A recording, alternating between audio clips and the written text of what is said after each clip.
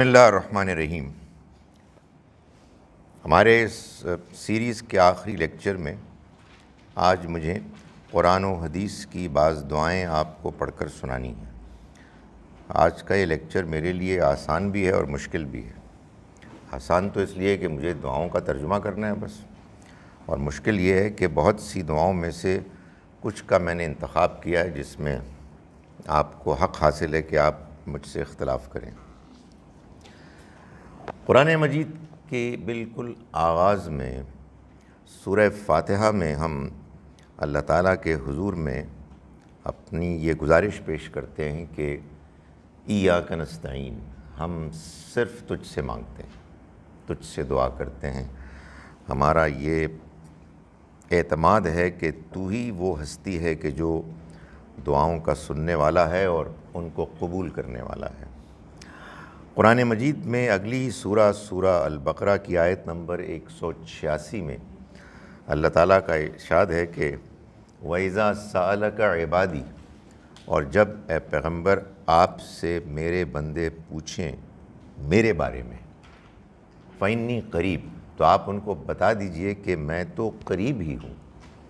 اجیبُ دعوت الداعِ اذا دعان، میں سنتا قبول کرتا ہوں دعا کرنے والے کی دعا کو جب وہ مجھ سے دعا کرتا ہے۔ فَلْيَسْتَجِيبُوا لِي، تو انہیں بھی چاہیے کہ وہ میرا کہا مانیں، وَلْيُؤْمِنُوا بِي، اور مجھ پر ایمان رکھیں تاکہ ان پر رحم کیا جائے۔ ہمیں اللہ ہی سے دعا کرنی ہے اور اللہ تعالیٰ ہماری دعاؤں کو سنتا ہے، وہ ہم سے قریب ہی ہے۔ بڑے ہی بد نصیب ہیں وہ کہ جو اپنی ان ضرورتوں کو جو صرف اللہ سے مانگی جانی چاہیے اور ساری ضرورتیں اسی سے مانگنی چاہیے، ان کو وہ کسی اور کے حضور میں پیش کرتے ہیں۔ یہی شرک ہے۔ سورہ مومن سورہ نمبر 40 کی آیت نمبر 60 میں اللہ تعالیٰ فرماتے ہیں وَقَالَ رَبُّكُمْ، اور تمہارے رب نے کہا، تمہارے رب کا ارشاد ہے ادعونی، مجھے پکارو، استجب لکم، میں تمہاری دعائیں سنوں گا، قبول کروں گا، سنتا ہوں، قبول کرتا ہوں۔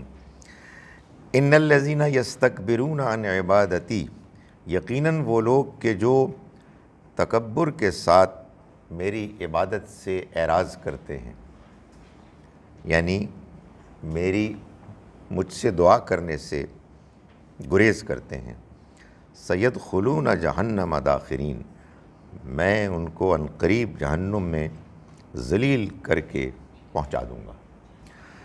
معلوم یہ ہوا کہ اتنا سیریس مسئلہ ہے کہ اللہ تعالیٰ یہ چاہتے ہیں کہ اس سے دعا کی جائے اور اسی سے دعا کی جائے، اور وہ دعا سنتا ہے، دعا قبول کرتا ہے۔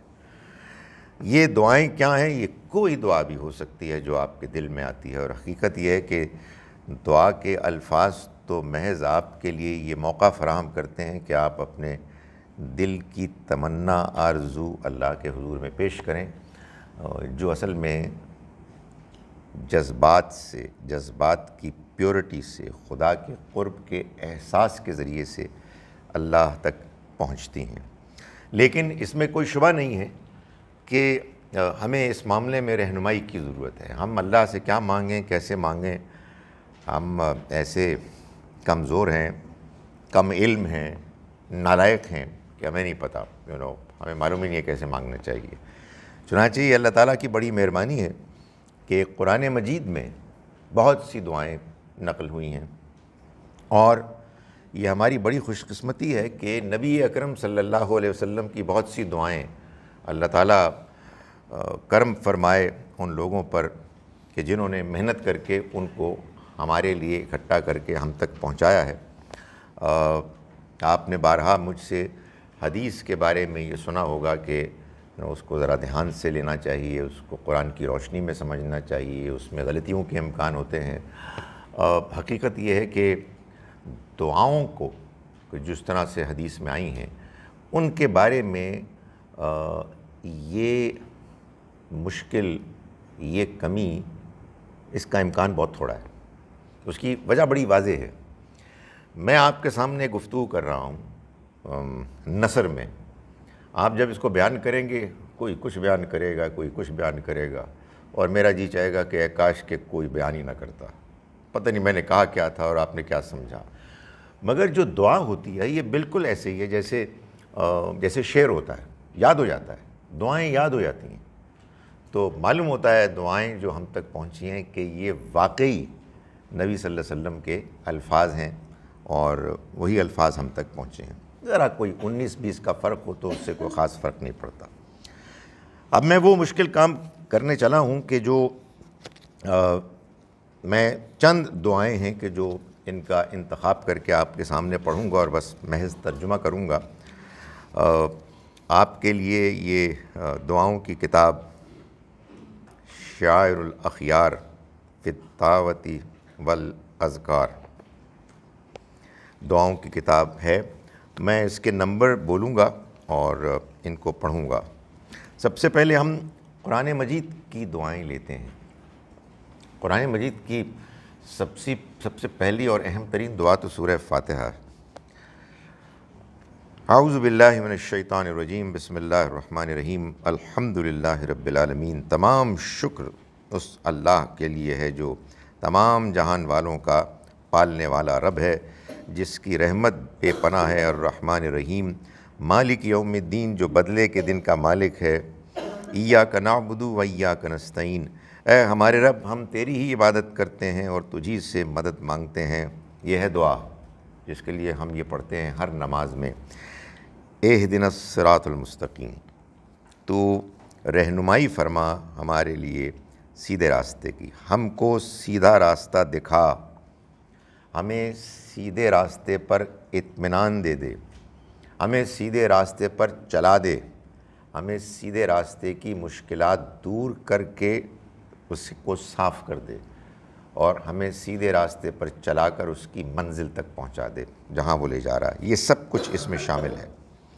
صراط الذین انعمت علیہم، راستہ ان لوگوں کا کہ جن پر تو نے انعام کیا، غیر المغضوب علیہم، جو نہ غضب کے مستحق ہوئے، ولا الضالین، اور نہ ہی بھٹکے۔ اگلی دعا ابراہیم اور اسماعیل علیہ السلام کی وہ دعا ہے کہ جو وہ خانہ کعبہ کو تعمیر کرتے ہوئے کر رہے تھے۔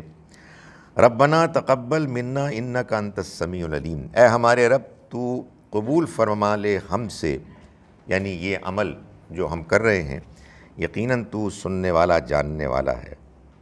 معلوم یہ ہوا کہ نیکی کا عمل خواہ کتنا ہی بڑا کیوں نہ ہو، اتنا بڑا ہو کہ اللہ کا گھر اس کے حکم سے تعمیر ہو رہا ہے، اس کے باوجود ایک بندہ مومن کو اللہ تعالیٰ سے دعا کرنی چاہیے کہ وہ اس کو قبول فرمائے، ورنہ انسان کے اندر بڑی کمیاں، خامیاں، وساوس آتے ہیں جو انسان کو اس کی نیکی کے عمل کی قبولیت سے محروم کر دیتے ہیں۔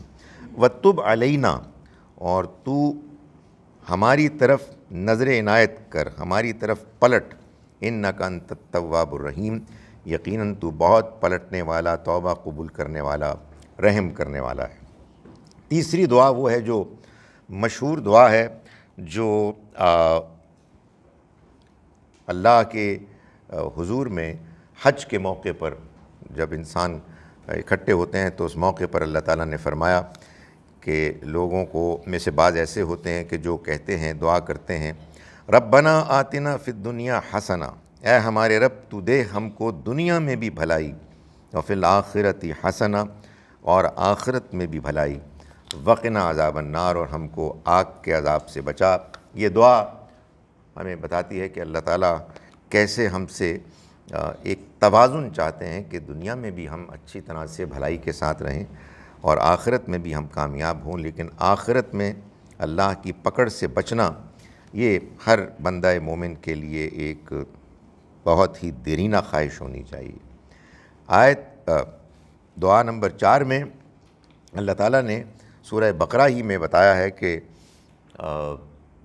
وہ لوگ کہ جو میدان جہاد میں اترے، طالوت اور اس کے لشکر والے بنی اسرائیل میں سے، جب انہوں نے جالوت کا لشکر سامنے دیکھا تو انہوں نے دعا کی اپنے رب سے، ربنا افرغ علینا صبرا، اے ہمارے رب تو ہم پر صبر اونڈیل دے، ہمارے اوپر سے صبر ایسے نازل کر کہ وثبت اقدامنا، کہ ہمارے قدموں کو ثابت کر دے، قدم ہمارے جما دے، وانصرنا علی القوم الکافرین، اور ہماری مدد فرما کافر لوگوں کے مقابلے میں۔ یہ قرآن مجید سے معلوم ہوتا ہے کہ جہاد کا میدان ہو یا کوئی بھی اچھا کام، نیکی کا کام اللہ کے راستے میں ہو، اس کے لیے ضروری ہے کہ اللہ سے دعا کی جائے، ورنہ انسان کے لیے صحیح طرح سے اس کام کو نبھانا آسان نہیں ہوتا۔ میں اب چھٹی آیت دعا پڑھ رہا ہوں۔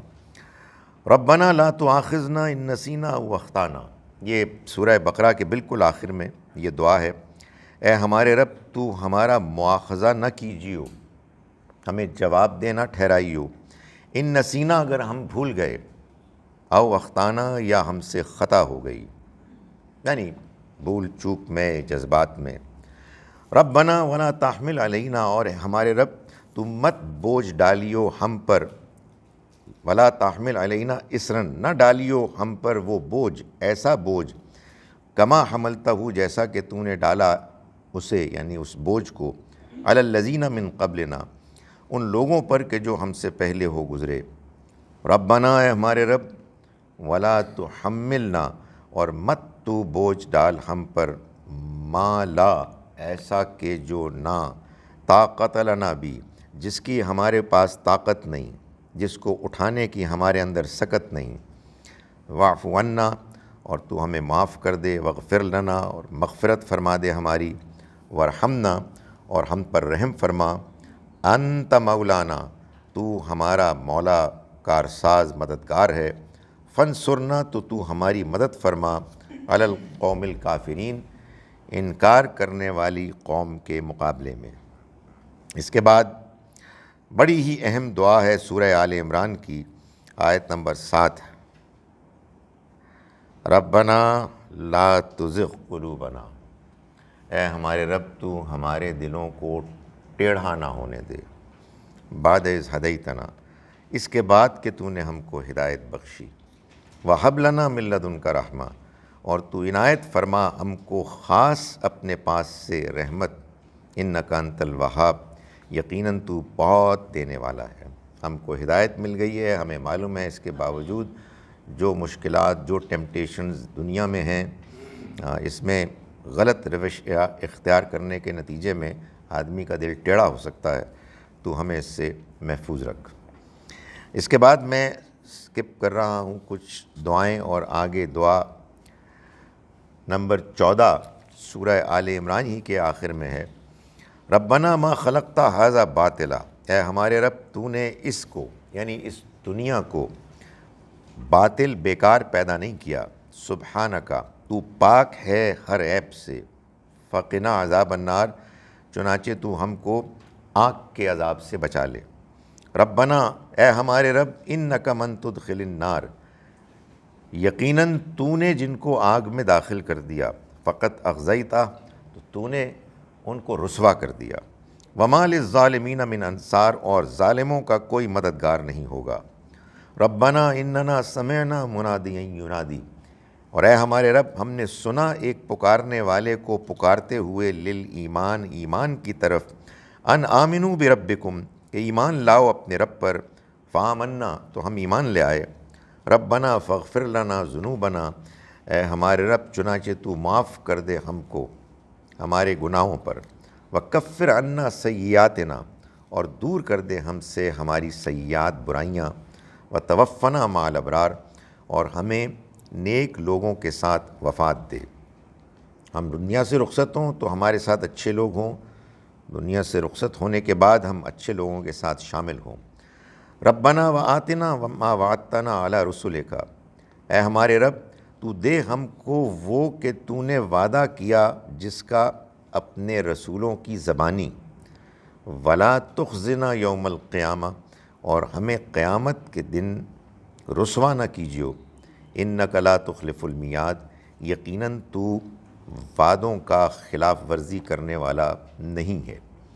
اس کے بعد 16ویں جو دعا ہے وہ مشہور دعا ہے سورہ اعراف میں، جب آدم و حوا علیہم السلام کو یہ احساس ہوا کہ ابلیس شیطان کے ورغلانے پر ان سے وہ بڑا گناہ ہو گیا کہ جس سے ان کو روکا گیا تھا کہ وہ اس درخت کے قریب نہ جائیں، جب ایسا ہو گیا تو ان کو احساس ہوا کہ ان سے غلطی ہو گئی، تو انہوں نے دعا کی کہ ربنا ظلمنا انفسنا، اے ہمارے رب ہم نے ظلم کیا اپنی جانوں پر۔ قرآن سے بات بار بار واضح ہوتی ہے کہ جب انسان جان بوجھ کر کوئی گناہ کرتا ہے تو وہ کسی کے ساتھ زیادتی نہیں کرتا، خود اپنے ساتھ زیادتی کرتا ہے، خواہ اس کے نتیجے میں بظاہر کسی کو تکلیف ہو یا نہ ہو۔ یہ فلسفہ کہ کسی کو اگر تکلیف نہیں ہو رہی ہے تو اس میں کیا حرج ہے، یہ گناہ وہ گناہ تھا کہ جس میں کسی کو کوئی تکلیف نہیں ہوئی تھی، لیکن اس کے باوجود یہ ایک ظلم تھا جو انہوں نے کیا خود اپنی جانوں پر۔ ربنا ظلمنا انفسنا، اے ہمارے رب ہم نے ظلم کیا اپنی جانوں پر، وَإِن لَّمْ تَغْفِرْ لَنَا، اور اگر تو نے معاف نہ کیا ہم کو، وَتَرْحَمْنَا، اور رحم نہ فرمایا ہم پر، لَنَكُونَنَّ مِنَ الْخَاسِرِينَ، تو ہم لازماً نقصان اٹھانے والوں میں ہو جائیں گے۔ اس کے بعد میں 21ویں دعا پڑھ رہا ہوں جس میں یوسف علیہ السلام کی یہ دعا ہے سورہ یوسف کے آخر میں، فاطر السماوات والارض، اے آسمانوں اور زمین کے بنانے والے خالق، انت ولی فی الدنیا والآخرہ، تو میرا کارساز میرا مددگار رہا دنیا میں بھی اور آخرت میں بھی رہے گا، توفنی مسلمن، تو مجھے وفات دے ایسے کہ میں فرما بردار ہوں، والحقنی بالصالحین، اور مجھے تو نیک لوگوں میں شامل فرما، میں ان کے ساتھ مرنے کے بعد شامل ہوں۔ اگلی دعا تو وہ ہے جو سب کو یاد ہے، ہر نماز میں ہم پڑھتے ہیں۔ ہمارے ہاں صورتحال یہ ہے کہ نماز جیسی سکھا دی گئی ہے ویسی ہی ہم نے رٹ لی ہے اور ویسی ہی ہم پڑھتے ہیں، اور جب آپ وہی پڑھتے ہیں تو آپ سوچتے بھی نہیں ہیں آپ کیا پڑھ رہے ہیں۔ حالانکہ یہ ساری دعائیں جو ہم پڑھ رہے ہیں ان کے علاوہ جو دعا بھی آپ کر سکتے ہیں آپ کو کرنے کی اجازت ہے نماز کے آخر میں، لیکن ہم یہ دعا کرتے ہیں۔ یہ دعا بڑی شاندار دعا ہے، لیکن یہ حقیقت ہے کہ حدیث میں نبی صلی اللہ علیہ وسلم کی اس موقع پر دعاؤں میں کا جو بیان ہے ان میں سے یہ دعا نہیں ہے، لیکن ہمارے یہاں علماء نے انتخاب کر لیا، ٹھیک ہے، مگر میں جو گزارش کر رہا ہوں وہ یہ ہے کہ صرف یہی نہیں پڑھنی، بدل بدل کے جیسے آپ کی کیفیت، جیسے آپ کی ضرورت ہے، آپ ہر طرح کی دعا کر سکتے ہیں۔ رب اجعلنی مقیم الصلاۃ، اے میرے رب تو مجھے نماز پڑھنے والا بنا دے، ومن ذریتی، اور میری اولاد کو بھی۔ شاید یہ جو نوجوان اور بچے پڑھتے ہیں یہ فیوچر کی بات کر رہے ہوتے ہیں، انہیں کیا پتہ کہ کیا دعا کرے، اس لیے کہ وہ رٹوا دیا ان کو دعا، ومن ذریتی، اور میری اولاد کو بھی۔ ربنا وتقبل دعا، اور اے ہمارے رب تو قبول فرما میری دعا کو۔ ربنا اغفر لی، اے ہمارے رب تو معاف کر دے مجھ کو، ولی والدیہ، اور میرے والدین کو، وللمؤمنین، اور اہل ایمان کو، یوم یقوم الحساب، اس دن جس دن حساب کتاب قائم ہوگا۔ اس سے اگلی دعا تو سبھی کو کرنی چاہیے، روزانہ کرنی چاہیے۔ یہ والدین کے لیے اللہ تعالیٰ نے دعا سکھائی ہے سورہ بنی اسرائیل میں، رب ارحمہما کما ربیانی صغیرا، اے میرے رب تو ان دونوں پر رحم فرما جیسا کہ انہوں نے مجھ کو پالا جب کہ میں چھوٹا تھا۔ یہ ان کا حق ہے، چاہے وہ جیتے ہیں چاہے وہ دنیا سے رخصت ہو چکے ہیں، یہ دعا ان کے لیے کرتے رہنا چاہیے۔ اگلی دعا ہے ربی ادخلنی مدخل صدق، نبی اکرم صلی اللہ علیہ وسلم جب ہجرت کر رہے تھے مکے سے مدینہ منورہ تو یہ دعا کی، اور یہ دعا بڑی ریلیونٹ ہوتی ہے جب کبھی بھی آپ ایک جگہ سے دوسری جگہ جا رہے ہیں، ایک ملازمت سے دوسری ملازمت کے لیے جا رہے ہیں، ایک شہر سے دوسرے شہر کے لیے جا رہے ہیں، وغیرہ وغیرہ۔ ربی ادخلنی مدخل صدق، اے میرے رب تو داخل کر مجھ کو سچائی کا داخل ہونا، اچھے انداز میں خوبی کے ساتھ داخل ہونا، وَأَخْرِجْنِي مُخْرَجَ صِدْقٍ، اور مجھے نکال خوبی کے اچھائی کے ساتھ نکلنا، وَاجْعَل لِّي، اور تو بنا میرے لیے مِن لَدُنْکَ، خاص اپنے پاس سے، سلطان النصیرہ، ایک ایسی طاقت کہ جو مددگار ہو، جو میری نصرت کرے۔ سو یہ بھی بڑی ریلیونٹ دعا ہے جو ہمیں یاد رہنی چاہیے۔ یہ جو دعا نمبر 26 ہے، اس کے کیا کہنے ہیں، یعنی یہ تو میری آزمودہ دعا ہے۔ آدمی کو کہیں بات کرنی ہو، پریزنٹیشن کرنی ہو، ظاہر ہے کہ گھبراہٹ ہوتی ہے، آدمی نروس ہوتا ہے بات ہو پائے گی یا نہیں ہو پائے گی۔ تو انسان جب اللہ سے دعا کرتا ہے تو موسیٰ علیہ السلام کی دعا، اور موسیٰ علیہ السلام نے بھی دعا اس لیے کی کہ ان کو یہ مشن سونپا گیا کہ وہ فرعون جیسے جابر بادشاہ کے سامنے اللہ کا پیغام پیش کریں۔ تو انہوں نے فوراً اللہ تعالیٰ سے دعا کی، رب اشرح لی صدری، اے میرے رب تو میرے سینے کو کھول دے، یعنی مجھے اطمینان دے دے، کانفیڈنس دے دے، ویسر لی امری، میرے کام کو آسان کر دے، واحلل عقدۃ من لسانی، اور میری زبان کو رواں کر دے، اس میں رکاوٹ دور کر دے، یفقہوا قولی، کہ وہ میری بات کو سمجھ سکیں۔ دعوت کے موقع پر بھی یہ کرنی چاہیے، دل سے کرنی چاہیے۔ آدمی جب سوچتا ہے کہ میں کیا بیان کروں گا، مجھے خیالات کہاں سے آئیں گے، کبھی دل سے یہ دعا کرے، اور ظاہر ہے آدمی نروس ہوتا ہے تو دل ہی سے دعا کرتا ہے، تو انسان کو یہ تجربہ ہوتا ہے کہ اللہ تعالیٰ واقعی مدد فرماتا ہے۔ اس کے بعد میں پڑھ رہا ہوں 28 نمبر جو دعا ہے، ربی انی مسنی الضر، اے میرے رب مجھے تکلیف نے چھوا۔ ایوب علیہ السلام کی دعا ہے، وانت ارحم الراحمین، اور تو رحم کرنے والوں میں سب سے زیادہ رحم کرنے والا ہے، یعنی مجھے تکلیف ہو رہی ہے اور مجھے معلوم ہے کہ اس تکلیف کو تو ہی دور کر سکتا ہے، تو رحم کرنے والا ہے اور سب سے زیادہ رحم کرنے والا تو ہی ہے۔ اس کے بعد یہ دعا کون نہیں جانتا، بہت ہی مشہور ہے، یونس علیہ السلام کی مچھلی کے پیٹ میں انہوں نے اس ذکر کو پڑھا، لا الہ الا انت سبحانک، نہیں ہے کوئی معبود سوائے تیرے، تو پاک ہے ہر عیب سے، انی کنت من الظالمین، میں ہی ظالموں میں سے ہوں، یعنی مجھ سے گناہ ہوا، مجھ سے زیادتی ہوئی۔ اس کے بعد یہ دعا عام طور پر پڑھی جاتی ہے اولاد کے لیے، رب لا تذرنی فردن وانت خیر الوارثین، اے میرے رب تو نہ چھوڑ مجھ کو تنہا اور تو بہترین وارث ہے، یعنی مطلب یہ ہے کہ مجھے اولاد سے نواز۔ اس کے بعد میں سورہ دعا نمبر 32 پڑھ رہا ہوں، جو خود ایک بڑی اہم دعا ہے، سورہ مومنون میں ہے۔ اللہ تعالیٰ کا ارشاد ہے، رب اعوذ بک من ہمزات الشیاطین، یعنی ہم کو سجیسٹ کیا جا رہا ہے کہ ہم دعا کریں کہ اے میرے رب میں پناہ مانگتا ہوں تیری شیطانوں کے وسوسوں سے، واعوذ بک ربی ان یحضرون، اور میں پناہ مانگتا ہوں تیری اس بات سے کہ وہ میرے پاس آئیں، وہ میرے قریب آئیں۔ انسان بے بس ہو جاتا ہے اگر شیطان کا حملہ اس کے اوپر ہو، انسان بڑا کمزور ہوتا ہے۔ اس کمزوری اور بے بسی میں اگر اس کے لیے کوئی سہارا ہے تو وہ اللہ کے ساتھ تعلق ہے اور اللہ سے دعا۔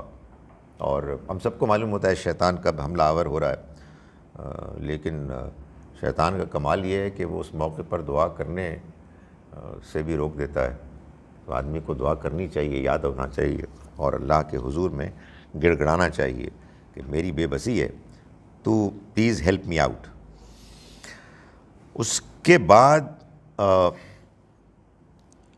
اعوذ باللہ 32 کے بعد ہے جناب 36 میں پڑھ رہا ہوں، ربنا حب لنا من ازواجنا و ذریاتنا قرۃ اعین واجعلنا للمتقین اماما۔ یہ ابھی ہم نے سورہ الفرقان کی دعا پڑھی پچھلے ایک سبق میں، اے ہمارے رب تو عنایت فرما ہم کو ہماری بیویوں میں سے اور ہماری اولاد میں سے آنکھوں کی ٹھنڈک، یعنی ان کے نیک اعمال، نیک رویوں کو دیکھ کے ہمیں اطمینان ہو، وجعلنا للمتقین اماما، اور تو ہمیں متقیوں کا، پرہیزگاروں کا امام بنا۔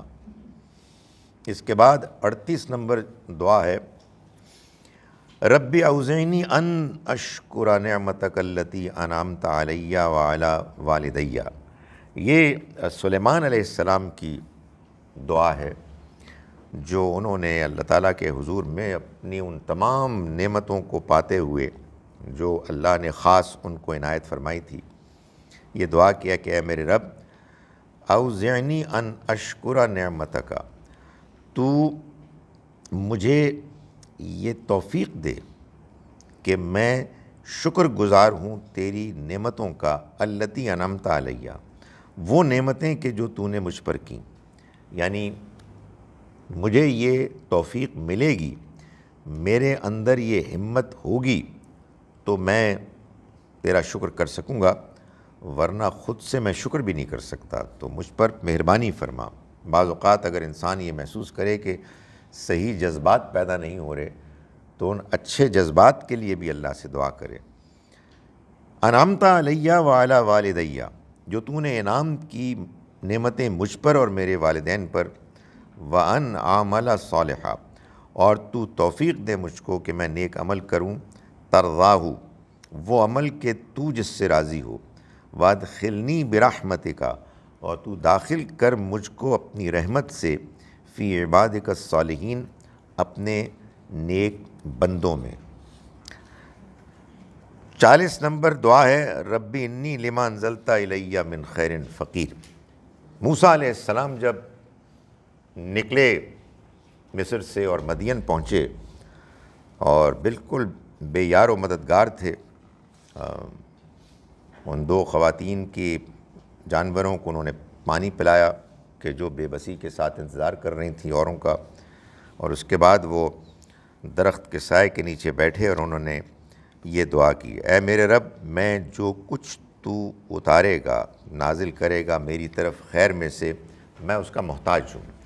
یہ بڑی ریلیونٹ دعا ہے ہر اس موقع کے لیے کہ جب انسان اپنے آپ کو بے بس محسوس کرتا ہے کہ وہ محتاج ہے، اس کو اللہ کی مہربانی کی ضرورت ہے، اور وہ اللہ کے حضور میں اس کو پیش کرتا ہے اپنے اس بے بسی کے ساتھ کہ میں اس کا محتاج ہوں۔ لیکن یہ خاص طور پر سجیسٹ کی جاتی ہے جب بندے کی شادی نہ ہو رہی ہو۔ آپ کیوں مسکرا رہے ہیں؟ اس لیے کہ یہ موسیٰ علیہ السلام نے دعا کی ادھر اور ان کی شادی ہوئی ادھر، تو یہ بھی ایک اچھی ایک پریکٹس ہے۔ شادی شدہ حضرات بے شک نہ کریں۔ تو اس کے بعد نہیں، وہ اور مقاصد کے لیے کر سکتے ہیں۔ اس کے بعد ہے 40 کے بعد 44، ربنا وسعت کل شیء رحمتا وعلما، اے ہمارے رب، یہ ہے سورہ مومن کی دعا جو فرشتے کر رہے ہیں، فرشتے بھی دعا کرتے ہیں۔ ربنا، اے ہمارے رب، وسعت کل شیء رحمتا وعلما، ہر چیز پر وسیع ہو گئی، چھا گئی رحمت تیری اور تیرا علم۔ فاغفر للذین تابوا، تو معاف کر دے ان لوگوں کو کہ جنہوں نے توبہ کی، واتبعوا سبیلک، اور جنہوں نے تیرے راستے کی پیروی کی۔ یعنی یہ فرشتے دعا کر رہے ہیں، یعنی آبویسلی اللہ کی مرضی سے کر رہے ہیں، اور جب دعا اللہ تعالیٰ کرواتا ہے تو اللہ تعالیٰ دعا کرواتا ہی اسی لیے کہ اس کو قبول کرنا ہے۔ تو ان لوگوں کو معاف کر دے جنہوں نے توبہ کی اور پیروی کی تیرے راستے کی، وقہم عذاب الجحیم، اور انہیں جہنم کے آگ سے بچا دے۔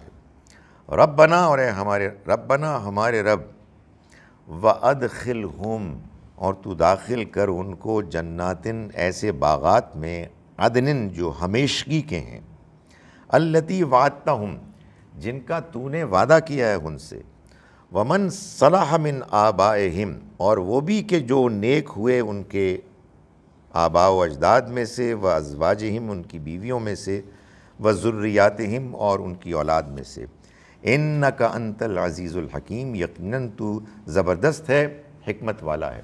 سو یہ ان 3 آیات میں سے ایک آیت ہے جس میں اللہ تعالیٰ یہ وعدہ فرما رہے ہیں کہ سارے خاندان والوں کو جو نیک ہوں گے ایمان اور نیک عمل کے ساتھ منیمم لیول کے کو کوالیفائی کر دیں گے جنت میں جانے کے لیے. تو چاہے کسی کا مقام اونچا ہوگا، کسی کا مقام کمتر ہوگا، اللہ تعالیٰ جو یہاں ہم خاندان کی حیثیت سے رہتے ہیں وہاں بھی اللہ تعالیٰ مہربانی فرمائے گا اور سب کو اکٹھا کر دے گا. یہ دعا فرشتے کر رہے ہیں، اور 2 جگہ اللہ تعالیٰ نے اس کو الگ سے وعدے کے طور پر بیان فرمایا ہے. وقیہم السیئات، اور تو بچا لے ان کو برائیوں سے.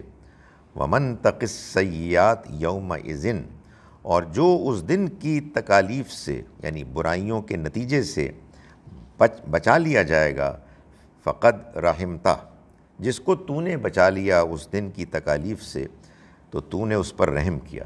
یعنی اس دن کی تکالیف بہت زیادہ پریشان کن ہوں گی. وذالک هو الفوز العظیم، اور یہ بڑی کامیابی ہوگی. اس کے بعد جو 45ویں دعا ہے وہ ہے ربی اوزعنی ان اشکر نعمتک التی انعمت علی وعلی والدی وان اعمل صالحا ترضاہ. اتنی دعا تو ہم پیچھے پڑھ چکے ہیں. آگے ہے وَأَصْلِحْ لِي فِي ذُرِّيَّتِي، اور تو میری اولاد میں بھی جو موجود ہیں ان کی اصلاح فرما، اس میں نیک لوگوں کو پیدا کر، ان کو نیکی عطا فرما. انی تبت الیک، میں تیری طرف رجوع کرتا ہوں، توبہ کرتا ہوں. وانی من المسلمین، اور میں فرما مرداروں میں سے ہوں. آیت جو دعا نمبر 46 ہے یہ نوح علیہ السلام کی دعا ہے جب ان کے اوپر ان کے دشمنوں نے زیادتی کی اور بہت زیادہ وہ ستانے لگے تو انہوں نے دعا کی ربی انی مغلوبن، اے میرے رب میں مغلوب ہو گیا، فانتصر، تو انتقام لے. یعنی بے بسی کے عالم میں جب آدمی محسوس کرے کہ کچھ بھی نہیں ہو سکتا، دوسرے لوگ بہت زیادہ طاقتور ہیں، تو پھر اللہ تعالیٰ سے یہ بھی دعا کی جا سکتی ہے. یہ قرآن مجید کی چند دعائیں تھیں. ظاہر ہے کہ یہ میرے لیے ایک مشکل کام تھا کہ میں ان میں سے چند کا انتخاب کروں. اسی طرح سے دوسرا مشکل کام اب میں کر رہا ہوں کہ احادیث میں جو بڑی غیر معمولی دعائیں ہیں ان میں سے میں چند آپ کے سامنے پڑھ رہا ہوں. میں اس وقت دعا پڑھ رہا ہوں نمبر 4. نبی صلی اللہ علیہ وسلم نے دعا کی اللہم انی اعوذ بک من العجز، اے اللہ میں تیری پناہ مانگتا ہوں عاجزی سے، والکسل، اور سستی سے. مجھے یہ زیادہ کرنی چاہیے دعا. والجبن، اور کمزوری سے، والبخل، اور بخل سے، والہم والعذاب القبر، اور غم سے اور قبر کے عذاب سے. اللہم آتی نفسی تقواہا وزکہا، اے اللہ تو دے میرے نفس کو اس کا تقوی اور تو اس کا تزکیہ کر، اس کو پاک کر. انت خیر من زکاہا، تو بہترین وہ ہستی ہے کہ جو اس کو پاک کر سکتا ہے. انت ولیہا، تو ہی اس کا یعنی میرے نفس کا ولی مالک ہے. و مولاہا، اور تو ہی اس کا وارث ہے. اللہم انی اعوذ بک، اے اللہ میں تیری پناہ مانگتا ہوں من علم لا ینفع، ایسے علم سے کہ جس کا کوئی نفع نہ ہو. سیکھ لیا ہے مگر عمل نہیں ہے، توفیق نہیں ہو رہی. ومن قلب، اور ایسے دل سے لا یخشع، جس کے اندر خشوع، خوف، نرمی نہیں ہے. میں تیری پناہ مانگتا ہوں ومن نفس لا تشبع، ایسے نفس سے کہ جسے اطمینان نہ ہو، جو سیر نہ ہو. ومن دعوت، اور ایسی دعا سے لا یستجاب لہا، جو قبول نہ کی جائے، جو منظور نہ ہو، یعنی میری دعائیں منظور ہوں. آگے چل رہا ہوں میں دعا نمبر 22 پڑھ رہا ہوں اب. اللہم انی اعوذ بک من الہم والحزن، اے اللہ میں تیری پناہ مانگتا ہوں غم سے اور فکر سے. واعوذ بک من العجز والکسل، اور میں پناہ مانگتا ہوں تیری عاجزی اور سستی سے. واعوذ بک من الجبن والبخل، اور تیری پناہ مانگتا ہوں میں کمزوری، بزدلی اور بخل سے، واعوذ بک من غلبۃ الدین، اور میں پناہ مانگتا ہوں تیری قرض کی زیادتی سے، وقہر الرجال، اور لوگوں کے غلبے سے۔ اس کے بعد میں پڑھ رہا ہوں 25، یہ بھی بڑی مختصر سی لیکن بڑی اہم دعا ہے۔ یا مقلب القلوب، اے دلوں کے پھیرنے والے، ثبت قلبی علی دینک، میرے دل کو اپنے دین پر مضبوط کر دے، ثابت کر دے، ٹھہرا دے، کیونکہ اصل میں یہ سارا معاملہ اللہ کی طرف سے ہی ہوتا ہے اور دل کا معاملہ ہوتا ہے۔ دل مائل نہ ہو تو آدمی کچھ بھی نہیں کر سکتا۔ تو دلوں کے پھیرنے والے، میرے دل کو ایسے پھیر دے کہ میں تیرے دین پر قائم رہوں، مضبوط ہوں۔ اس کے بعد میں اب پڑھ رہا ہوں نمبر 28، کیا آپ کو مل نہیں رہی بھائی؟ نمبر 28، اللہم مصرف القلوب، اسی طرح سے اے دلوں کو پھیرنے والے، صرف قلوبنا علی طاعتک، ہمارے دلوں کو اپنی اطاعت کی طرف پھیر دے۔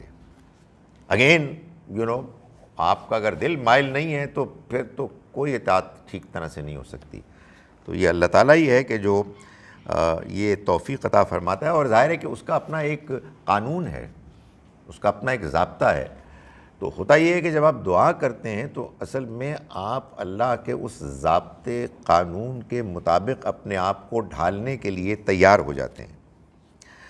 اس کے بعد دعا ہے 29، اللہم انی اسألک الہدی، اے اللہ میں تجھ سے سوال کرتا ہوں ہدایت کا، والتقی، اور سوال کرتا ہوں تقوی پرہیزگاری کا، والعفاف، اور میں سوال کرتا ہوں تجھ سے پاک دامنی کا، والغنا، اور میں سوال کرتا ہوں تجھ سے غنا کا، یعنی مجھے دوسروں کا معاملات کی پرواہ نہ ہو۔ اس کے بعد میں پڑھ رہا ہوں دعا نمبر 31، دیکھیں اپنا اپنا ٹیسٹ ہوتا ہے، لیٹ می سے یہ میری فیورٹ ہے۔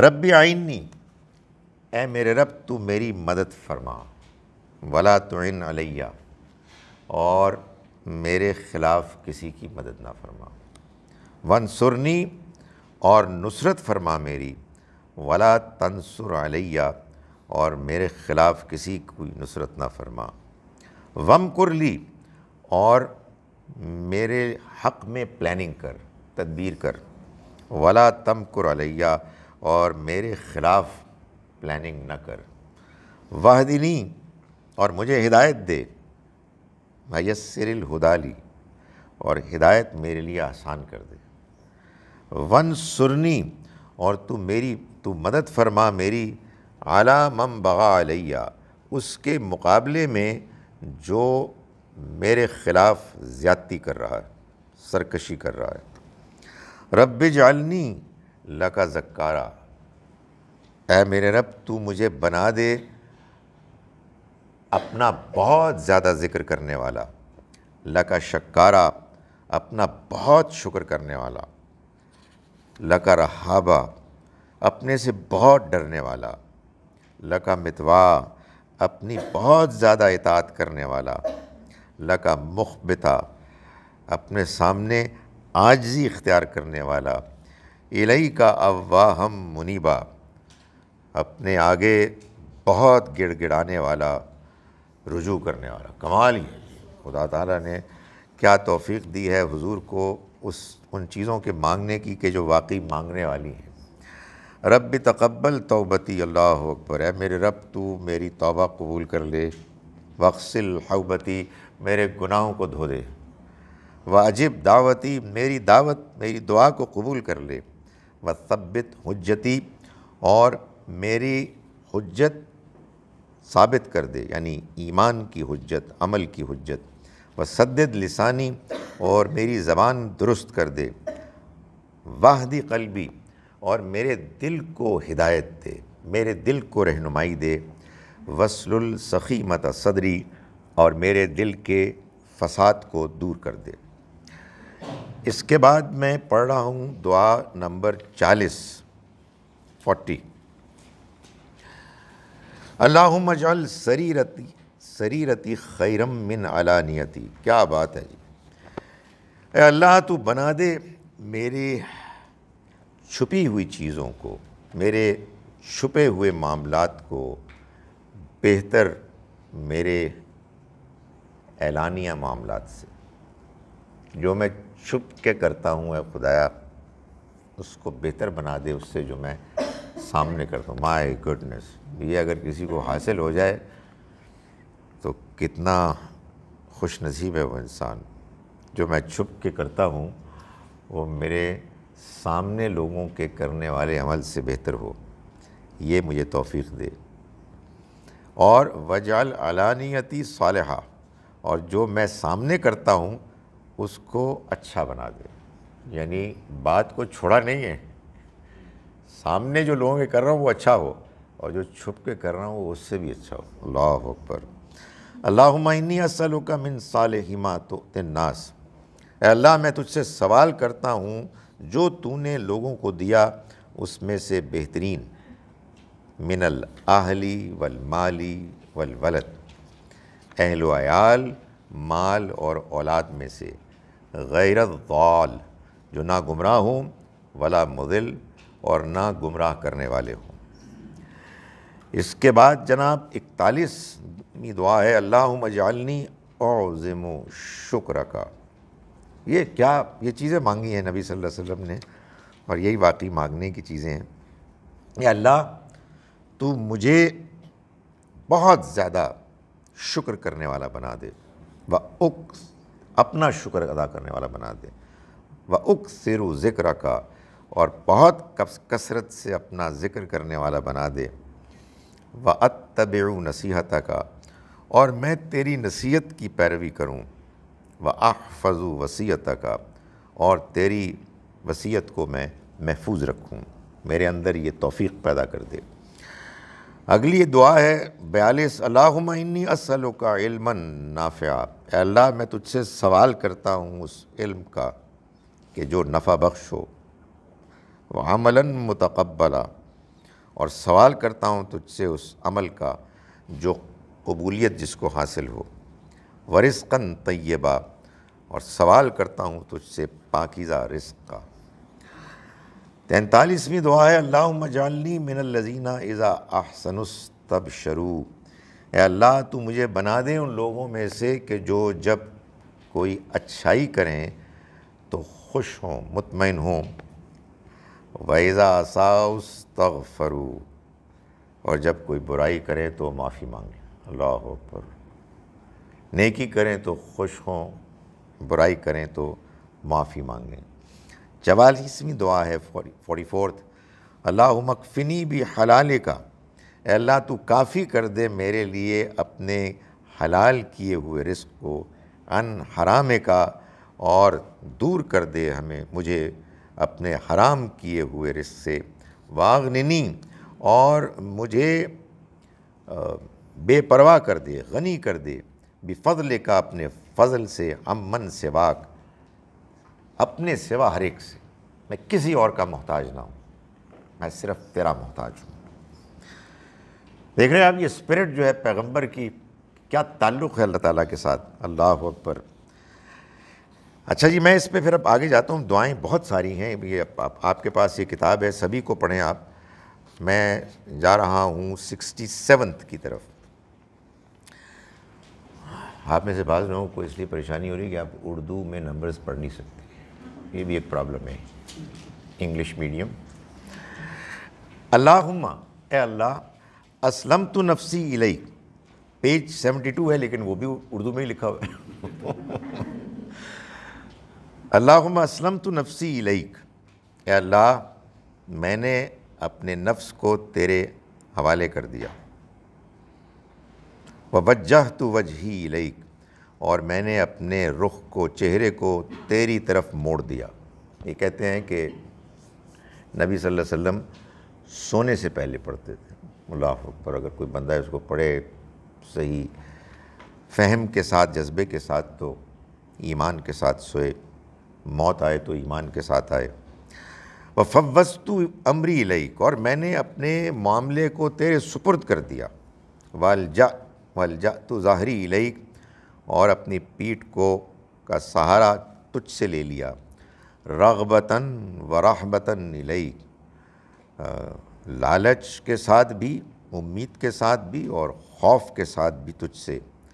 لا ملجا ولا منجا منک الا الیک، نہ کوئی جائے پناہ ہے اور نہ ہی کوئی جائے نجات ہے تجھ سے سوائے تیرے ہی طرف، یعنی تجھ سے بھاگ کے کہاں جاؤں گا سوائے تیرے ہی پاس، اور تجھ سے تیرے علاوہ کہاں میں کوئی نجات پاؤں گا سوائے اس کے کہ میں تیرے پاس لوٹوں۔ آمنت بکتابک الذی انزلت، میں ایمان لایا اس کتاب پر کہ جو تو نے نازل کی، ونبیک الذی ارسلت، اور اس نبی پر، تیرے نبی پر جس کو تو نے بھیجا، جس کو تو نے رسالت بخشی۔ اس کے بعد میں جا رہا ہوں 78 نمبر دعا کی طرف۔ اللہم باعد بینی و بین خطایائی، اے اللہ تو دور کر دے مجھ سے اور میری خطاؤں سے، دور کر دے مجھے اور میری خطاؤں کو ایک دوسرے سے۔ ما باعدت بین المشرق والمغرب، جیسے کہ تو نے دور کیا ہے مشرق اور مغرب کو ایک دوسرے سے۔ یہ جو آپ نماز شروع میں پڑھتے ہیں نا، اور آپ نے تو ایک ہی نماز پڑھتے ہیں اور وہ یاد کی بھی ہے اور کوئی پتہ ہی نہیں ہوتا کیا پڑھ رہے ہیں، تو جو سبحانک اللہم پڑھتے ہیں اس کے علاوہ یہ بھی پڑھی جاتی ہے، اللہم باعد بینی و بین خطائی، اے میرے رب تو دور کر دے مجھ کو اور میری خطاؤں کو ایک دوسرے سے، کما باعدت بین المشرق والمغرب، جیسے تو نے دور کیا مشرق اور مغرب کو۔ اللہم نقنی من الخطایا، اے خدا دھو دے مجھ کو میری خطاؤں سے، کما ینقی الثوب الابیض من الدنس، جیسے دھل جاتا ہے سفید کپڑا گندگی سے اور پاک ہو جاتا ہے۔ سفید کپڑا جب دھلتا ہے تو بالکل کلیئر ہو جاتا ہے۔ اللہم اغسل خطایائی، اے اللہ تو دھو دے میری خطاؤں کو، بالماء والثلج والبرد، برف، اولوں اور پانی سے، برف سے اور اولوں سے۔ یہی دعا بعض اوقات آتی ہے کسی کی نماز جنازہ پر مغفرت کے لیے، تو اس میں ظاہر ہے کہ وہ پروناؤن بدل جاتا ہے، اللہم اغسل خطایائی کی جگہ ہو جاتا ہے اللہم اغسل خطایاہو، یا اللہم اغسل خطایاہا، ہو ہوتا ہے مذکر کے لیے، ہا ہوتا ہے مؤنث کے لیے۔ اس کے بعد ہے 80، اللہم اغفر لی ذنبی کلہ، اے اللہ تو معاف کر دے میرے گناہوں کو، کلہ سب کے سب کو، دقہ و جلہ، چھوٹوں کو بھی اور بڑوں کو بھی، و اولہ و آخرہ، اور پہلوں کو بھی اور اگلوں کو بھی، و علانیتہ و سرہ، اور اعلانیہ گناہوں کو بھی اور وہ بھی کہ جو چھپ کر کیے گئے، کور کر لیا سب کچھ بھی نہیں رہا۔ اس کے بعد دعا نمبر 91 میں کر رہا ہوں، جو ہے اللہم الف بین قلوبنا، اے اللہ تو ہمارے دلوں کو میں الفت پیدا کر دے، جوڑ دے، واصلح ذات بیننا، اور ہمارے درمیان معاملات کو ٹھیک کر دے، اصلاح کر دے، واہدنا، اور ہماری رہنمائی فرما، سبل السلام، سلامتی کے راستوں کی طرف، ونجنا، اور نجات دے تو ہم کو، من الظلمات الی النور، گمراہی کے اندھیروں سے ہدایت کی روشنی کی طرف، وجنبنا، اور تو ہمیں بچا لے، الفواحش، فحش کاموں سے، ما ظہر منہا وما بطن، تاہے وہ ظاہر ہوں جو ظاہر ہیں ان میں سے، ان سے بھی، اور جو چھپے ہوئے ہیں باطن ہیں ان سے بھی، وبارک لنا، اور تو بابرکت کر ہمارے لیے، فی اسماعنا و ابصارنا و قلوبنا، بابرکت کر دے ہمارے لیے ہمارے کانوں کو، آنکھوں کو، ہمارے دلوں کو، و ازواجنا و ذریاتنا، اور ہماری بیویوں کو اور ہماری اولاد کو، وتب علینا، اور تو ہماری طرف نظر عنایت کر، ہماری توبہ قبول فرما، انکا انت التواب الرحیم، یقیناً تو بہت توبہ قبول کرنے والا، رحم کرنے والا ہے، وجعلنا شاکرین، اور ہمیں بنا دے شکر گزار، لنعمتک کا، اپنی نعمتوں کا، مثنین بہا، ان کی تعریف کرنے والا، قابلیہا، اس کو قبول تو فرما، واتمھا علینا، اور تو ان نعمتوں کو ہمارے لیے تمام کر دے، ہمارے لیے پورا کر دے۔ 92 ہے، اللہم اغفر لی ذنبی، اے اللہ تو معاف کر دے مجھ کو میرے گناہ کو، ووسع لی فی داری، اور میرے گھر کو کشادہ کر دے، وبارک لی فی رزقی، اور میرے لیے رزق کو بابرکت کر دے۔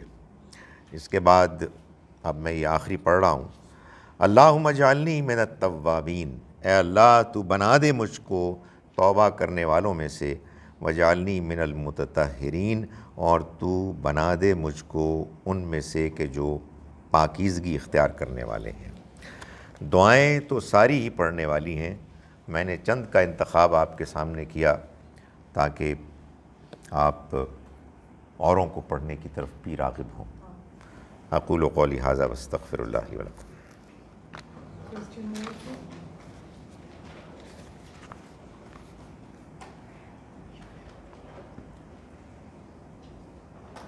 سر یہ جو مناجات ہیں یہ دعا ہوتی ہے، لیکن کیا یہ ہماری جو روٹین کی دعائیں ہیں ان سے کچھ مختلف ہوتی ہیں اور اس میں کیا لمیٹیشن ہے؟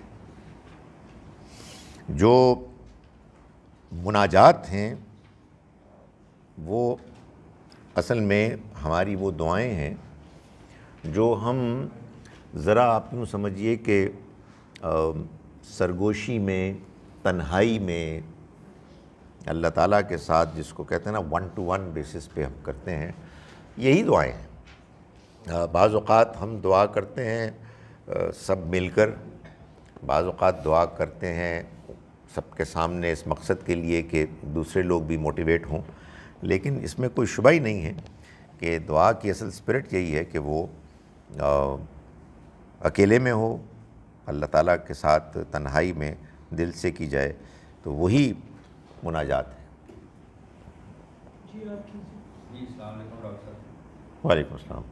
ڈاکٹر صاحب وہ میں اکثر سوچتا ہوں کہ جو نماز جنازہ کی دعا ہے، یعنی آپ نے ابھی فرشتوں کی جو دعا پڑھی قرآن والی کہ آپ ان کی بیوی بچوں کو ساتھ ملا دیں، اور جو نماز جنازے کی دعا ہے جس میں دار خیرہی و اہلن و زوجن، تو وہ جو ہے کہ اس سے بہتر جوڑا عطا فرما، بہتر گھر عطا فرما، وہ کس ضمن میں آپ اس کا کیا کانٹیکسٹ؟ اس کا کانٹیکسٹ تو وہی ہے، صرف یہ ہے کہ اس میں بات کو سمجھا نہیں گیا ہے، یعنی تو گھر دے اس سے بہتر جو گھر ہے، بیوی دے جو اس سے بہتر بیوی ہے، اس کا مطلب یہ کوئی ضروری نہیں ہے کہ کوئی نئی بیوی دے، وہی دے۔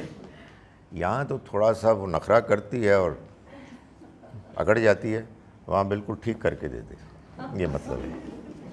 اگر آپ کو یہ پسند آئی تو آپ قبول فرمائیں، ورنہ آپ ناراض بھی ہو سکتے ہیں، ایسے بہت سارے لوگ ناراض ہوتے ہیں کہ غامدی صاحب نے یہ کمال کر دیا کہ حوروں کا ذکر تھا جس پر ہمارا بڑا بھروسہ تھا، وہ معلوم ہوا کہ اپنی بیوی نکلی۔ جی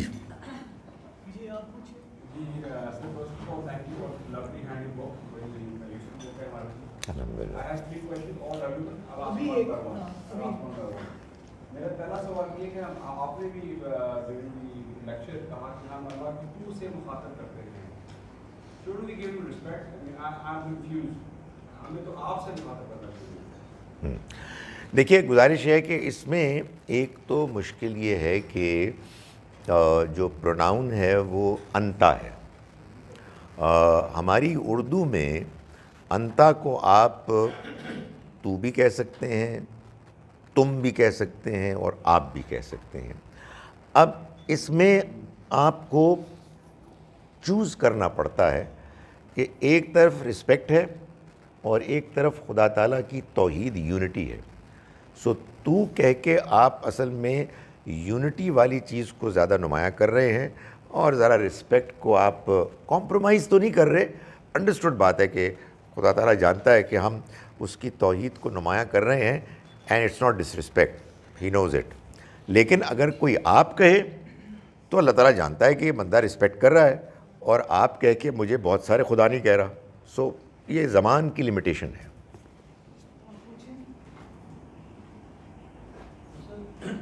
نماز بہت سی چیزوں کی، عبادات کی، قرآن سے حکمت بتائی جاتی ہے، اس کی خدا تعالیٰ خود سوال کرتا ہے، خود جواب دیتا ہے اس کی کیوں کرنے کا بات۔ نماز کی بہت سی چیزیں سمجھ آتی ہیں، نماز کے بارے میں اوقات، اس کے اندر کیا فرض ہے، کیا نفلی ہے، کیا بدل سکتے ہیں، کیا نہیں بدل سکتے۔ وضو سمبولک سگنیفیکینس تو سمجھ آتی ہے، لیکن ایک پریکٹیکل بھی کچھ چیزیں ہیں۔ نماز کا اہتمام کرنا نسبتاً اب گھر سے باہر ہے، کہیں پہ آسان ہے۔ وضو مکمل کرنا جب فرائض کو ہی لیتے ہیں تو وہ ہر جگہ ٹرمینیٹ نہیں ہوتا۔ وضو کی سمبولزم کے علاوہ کوئی سگنیفیکینس اس کی اللہ تعالیٰ اس کے بارے میں نبی نے کچھ وہ کرتے ہیں، کتنا ضروری ہے، کیا وجہ ہے، کیوں نازل کیا ہوتا ہے۔ دیکھیے، گزارش یہ ہے کہ وضو ہی کیا، نماز خود سمبولزم ہے۔ اللہ اکبر، ادب، رکوع، سجود، یہ سارے سمبلز ہیں خدا کی رسپیکٹ کے، اس کی عظمت کے اظہار کے۔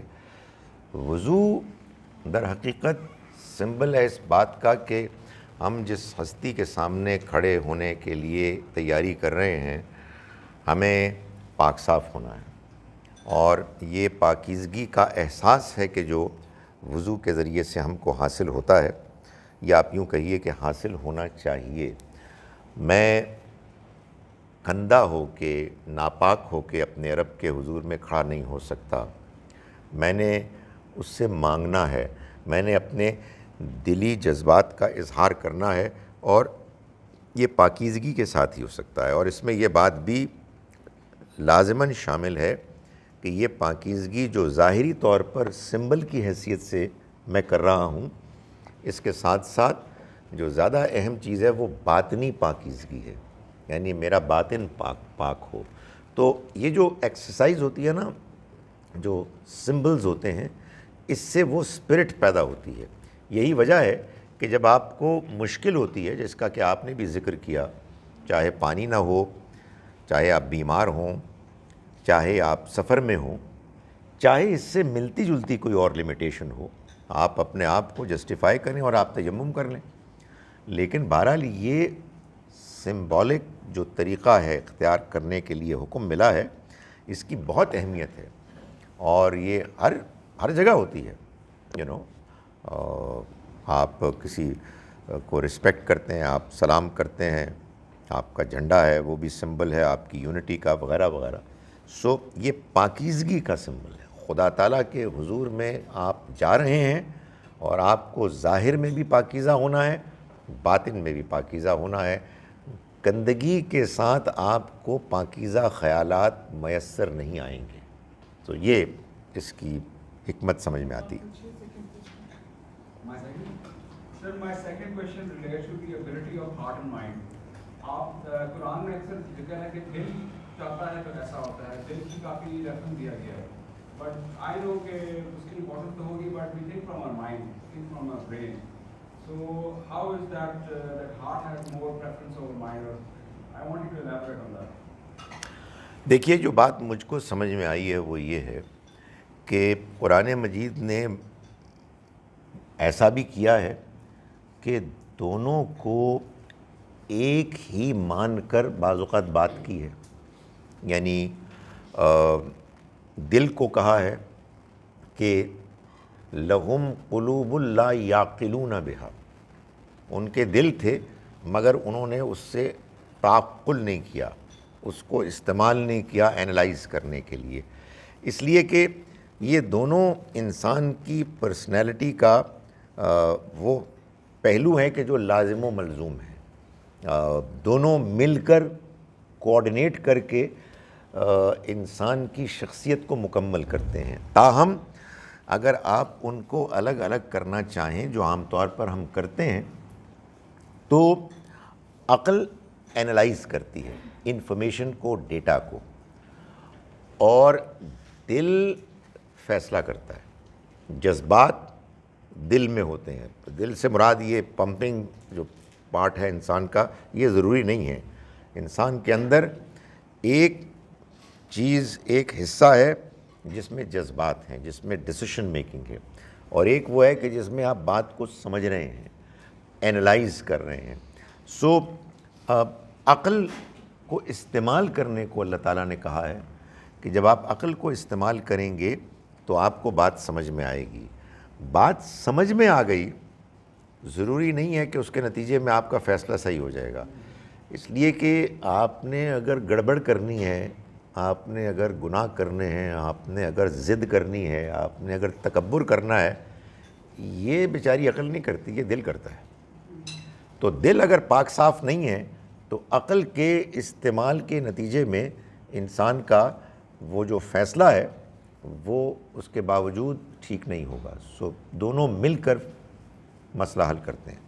لاسٹ کویشچن از کہ میں نے سنا ہے لوگوں سے، اور میں نے بیان میں بھی جمعے کی نماز میں سنا ہے کہ تقدیر دعا کرنے سے تقدیر بدل جاتی ہے، اس کے بارے میں کچھ پڑھیے۔ مجھے کبھی سمجھ میں نہیں آتی بات، یعنی اگر اس کا مطلب یہ ہے کہ اللہ تعالیٰ نے پلان تو یہ کیا تھا کہ اس بندے کی عمر ہوگی 50 سال، پھر اس نے بڑی زوردار دعا کی تو اس نے کہا okay I'll change my decision، اب میں 70 سال تم کو عمر دیتا ہوں۔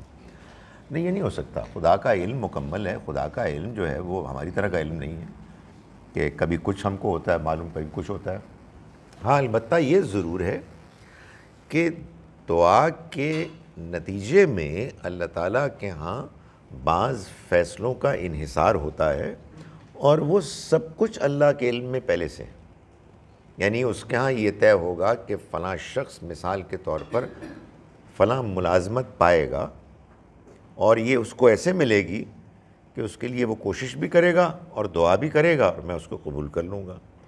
آپ کہیں کہ میں کنفیوز ہو رہا ہوں کہ یہ کیا چکر ہے، تو میں بھی کنفیوز ہو رہا ہوں۔ اس کی وجہ یہ کہ یہ تو اللہ کا علم ہے جو پرفیکٹ ہے، ہم ایک خاص لمٹ سے آگے اس کو امیجن نہیں کر سکتے۔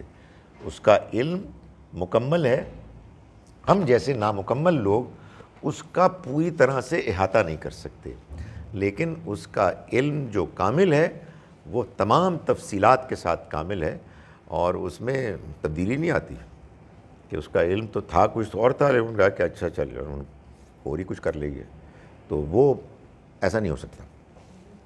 سر، یہ جو دعائیں ہم نے پڑھی ہیں ان کو ہم اردو میں بھی پڑھ سکتے ہیں، رکوع سجود دونوں حالتوں میں؟ دیکھیے جی، ہماری جو نماز ہے اس کے 2 حصے ہیں، ایک ہے لازم اور ایک ہے اختیاری۔ جو لازم حصہ ہے وہ تو لازم ہے، اس میں تو کوئی تبدیلی نہیں ہو سکتی۔ وہ اگر میں اقوال اذکار میں کہوں تو سورہ فاتحہ ہے، سورہ فاتحہ کے بعد قرآن مجید کا ایک حصہ ہے۔ ہر تبدیلی کے بعد اپنے جو عمل کی آپ اللہ اکبر کہتے ہیں، رکوع سے اٹھتے ہوئے سمع اللہ لمن حمدہ ربنا لک الحمد یا ربنا ولک الحمد کہتے ہیں، اور نماز کے اختتام پر السلام علیکم کہتے ہیں، السلام علیکم ورحمۃ اللہ کہتے ہیں۔ ان کو لازم کر دیا گیا ہے، یہ لازماً عربی میں ہوں گے، اس میں کوئی تبدیلی نہیں آ سکتی۔ تبدیلی صرف یہی ہوگی کہ آپ قرآن مجید کے مختلف حصے پڑھیں گے۔ اس کے علاوہ جتنے بھی اذکار ہیں وہ اختیاری ہیں، اور اختیار کا مطلب یہی ہے کہ آپ ایک پڑھیں یا دوسرا پڑھیں، ایک زبان میں پڑھیں دوسری زبان میں پڑھیں، مقصد اپنے جذبات کا اظہار اور اللہ تعالیٰ کے ساتھ کمیونیکیشن ہے۔ سو یہ ایک بڑا ہی اچھا حسین امتزاج ہے کہ نماز میں ایک جانب وہ یونٹی ہے تمام مسلمانوں میں مشرق سے مغرب تک، اور دوسرا وہ اختیار ہے کہ جس میں آپ اللہ تعالیٰ سے صحیح طرح سے کمیونیکیٹ کر سکتے ہیں، اور اس میں اہل عرب کو خواہ ایڈوانٹیج نہیں دی گئی، جیسے کہ ہم سمجھتے ہیں کہ میں ساتھ میرے عرب نماز پڑھ رہا ہوتا ہے، سجدہ کر رہا ہوتا ہے، معلوم ہوتا ہے اللہ تعالیٰ سے واٹس ایپ کال کر رہا ہے، باتیں کرتا چلا جاتا ہے، اور میں کیا کر رہا ہوتا ہوں، سبحان رب الاعلیٰ سبحان رب الاعلیٰ سبحان، پتہ ہی کچھ نہیں ہوتا کیا کر رہا ہوں۔ نہیں، آپ بھی وہی کچھ کر سکتے ہیں، اس لیے کہ یہ موقع ہے کہ آپ اللہ تعالیٰ سے بات کریں، چاہے جس زبان میں کریں۔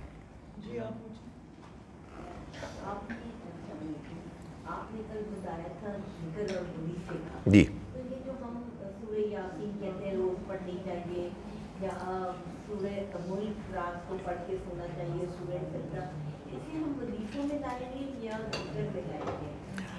دیکھیں جی، ایک تو میں نے جو تقسیم بیان کی تھی ذکر اور وظیفے کی، اس کا ایک پہلو یہ تھا کہ اگر آپ کوئی بھی ذکر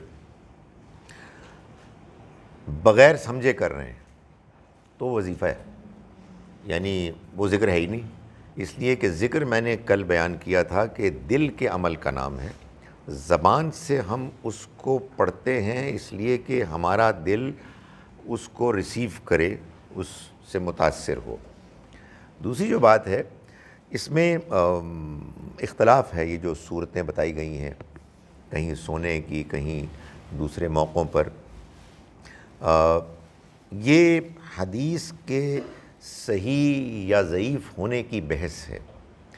میری جتنی تھوڑی بہت انڈرسٹینڈنگ ہے اس معاملے میں، وہ یہ ہے کہ اس طرح کی جتنی روایات بھی بیان کی گئی ہیں وہ اکثر و بیشتر ضعیف ہیں۔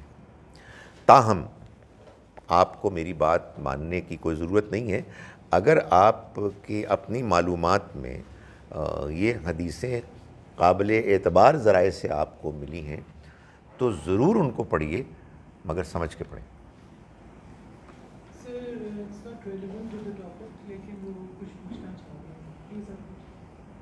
جی جی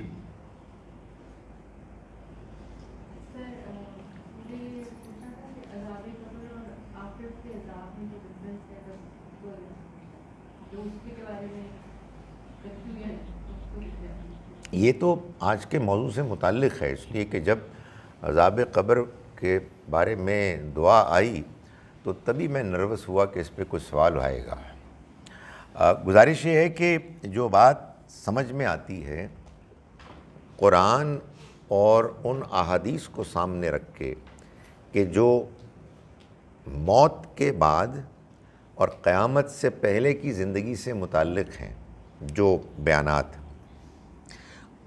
ان سے یہ محسوس ہوتا ہے کہ انسان عام طور پر، انسانوں کی اکثریت موت کے بعد قیامت سے پہلے بس کچھ نیند کی سی کیفیت میں ہوں گے۔ کچھ لوگ ہوں گے جو عذاب سے دوچار ہوں گے، اور کچھ لوگ ہوں گے جو انعام سے دوچار ہوں گے۔ یہ کون ہوں گے؟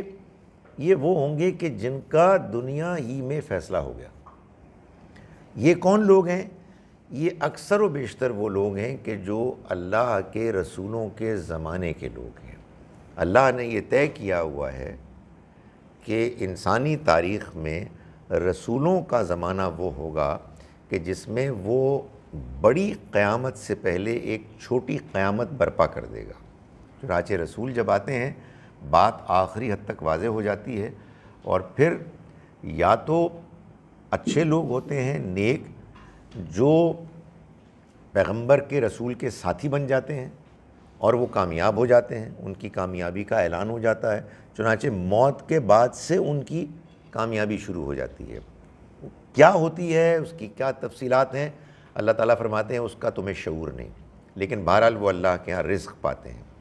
اور جو ان کے دشمن ہوتے ہیں، چونکہ ان کا دنیا ہی میں فیصلہ ہو جاتا ہے عذاب کے نتیجے میں، اب قیامت کے روز ان کے اکاؤنٹیبلٹی کے انتظار کی ضرورت پیش نہیں آتی۔ اکاؤنٹیبلٹی وہاں بھی ہوگی، لیکن ان کا عذاب یہیں سے شروع ہو جائے گا۔ تو چنانچہ مثال کے طور پر سورہ مومن میں اللہ تعالیٰ نے فرعون اور اس کے ساتھیوں کے بارے میں یہ بتایا کہ وہ قیامت سے پہلے صبح و شام وہ ٹھکانہ دکھائے جا رہے ہیں جس میں قیامت کے بعد وہ جھونک دیے جائیں گے۔ جی میں سر ایک کوشچن تو میں بھی آپ سے کروں گا، لیکن اسی ٹاپک پہ ان سمپل ورڈز، قبر کو ہم دیکھتے ہیں ان اے فزیکل سینس کہ جی آپ کی وہاں تک بھی ہوگی اور عذاب آپ کو قبر ملے گا، بچھو سانپ یہ وہ، but in your previous lectures کچھ ایسا امپریشن ملا تھا کہ آپ کی روح تو چلی جاتی ہے جہاں سے آئی ہے اوپر، اور جسم آپ کا مٹی سے ہی آیا وہ واپس وہاں چلا گیا، تو کچھ ایسا امپریشن مل رہا تھا کہ فزیکل قبر میں نہیں ہوگا، اسے تھوڑی سی کنفیوژن ہے۔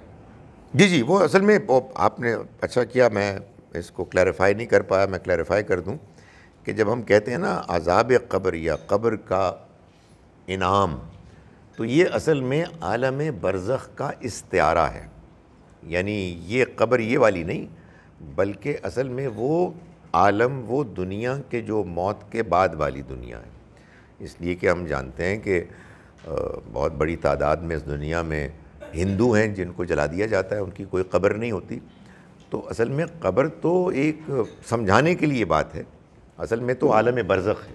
دعا میں ذکر آیا ہے جی، قبر کا،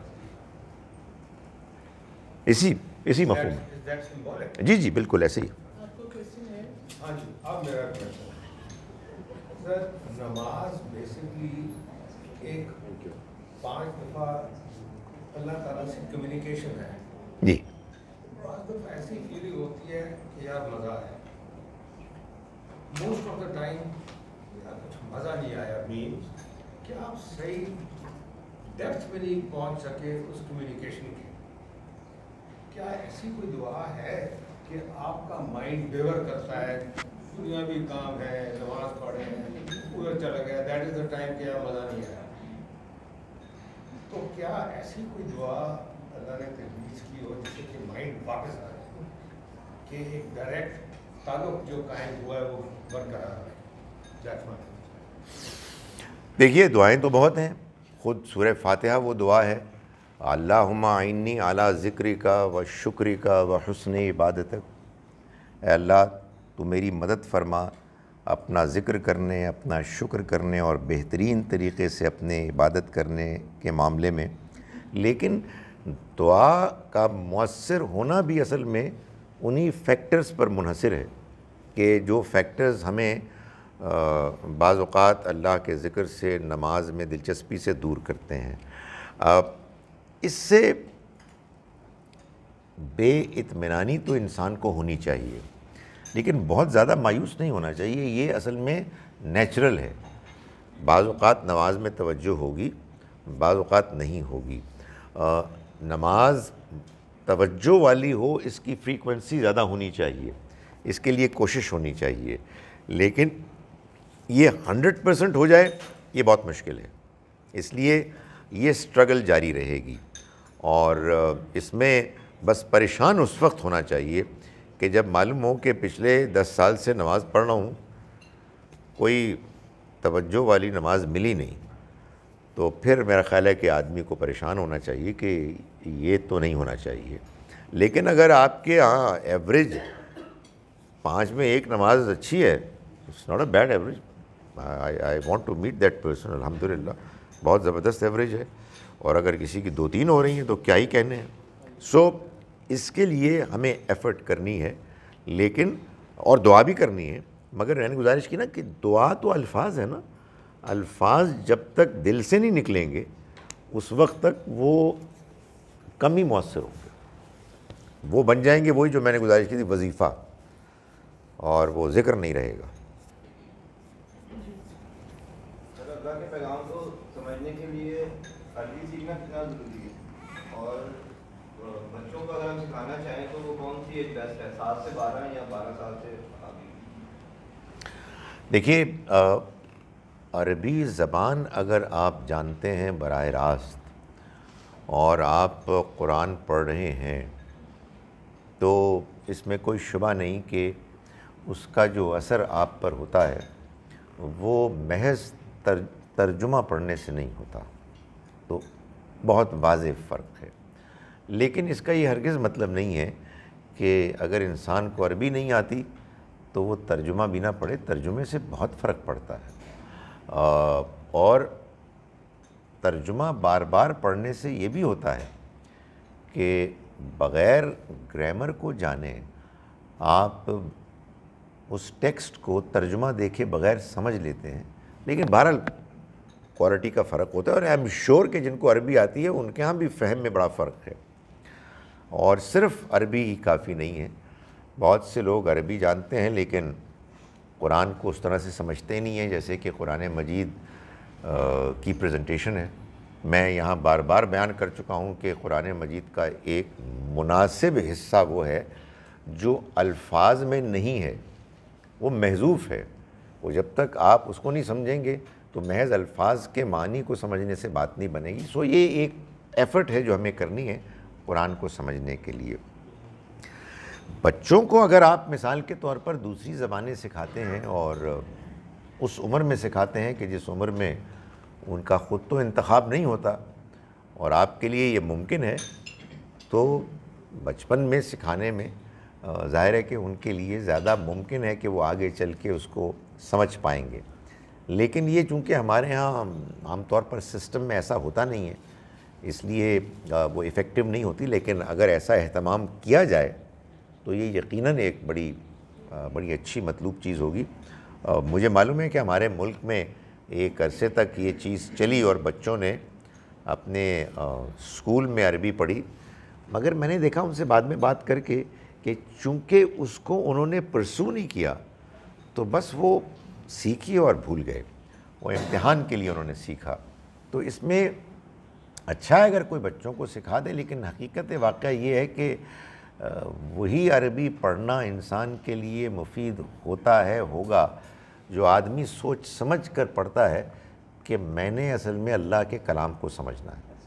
سو اس میں کوئی شک نہیں کہ اگر آدمی نے بچپن میں اس کو پڑھا ہوا ہو اور اس کو شعور کی عمر میں آ کے اس کا احساس بھی ہو جائے تو اس کے لیے یہ بچپن کا سیکھنا ایڈوانٹیج تو ہوگا۔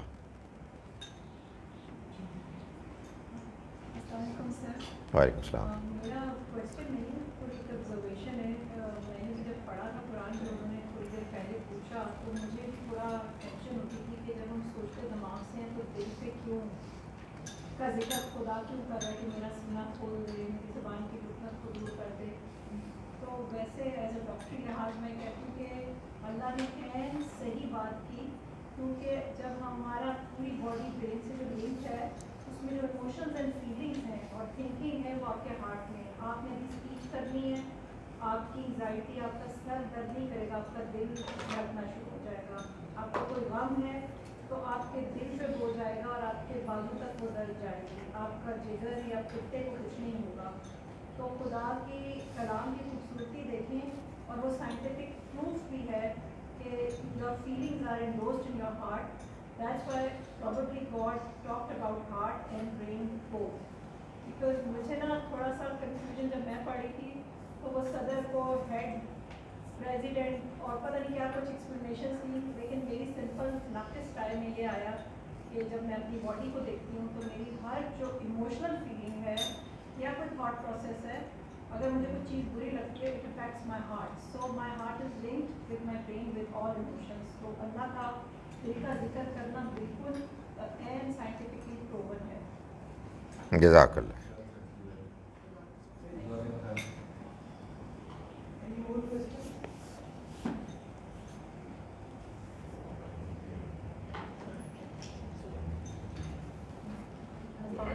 وعلیکم السلام۔